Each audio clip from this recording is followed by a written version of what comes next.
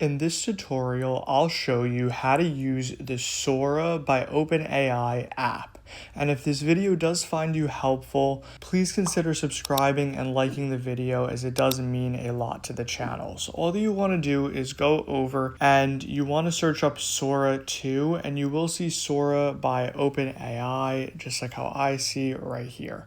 Now you just want to go ahead and download it, just like how I am. And then once it does go ahead and download, you guys can see this is the Sora app. We're just going to go ahead and install it. Just give it a few seconds and it will go ahead and install, and you want to click open. Now it's going to say continue with ChatGPT or use a different account. I'm just going to click continue with ChatGPT. Now guys, here is the part that is a little tricky, which you are going to have to go ahead and figure out. So Sora is invite only. You have to have an invite code to enter it, or what you can do for now, guys, you could notify me when access opens. So if you click and notify me when access opens and allow notifications, they'll send you a notification once open access is open. But there's also multiple ways online where you could go ahead and find invite codes through people. I don't have an invite code currently, but the best ways to find invite codes are just on YouTube, honestly, because new YouTubers posted their invite codes,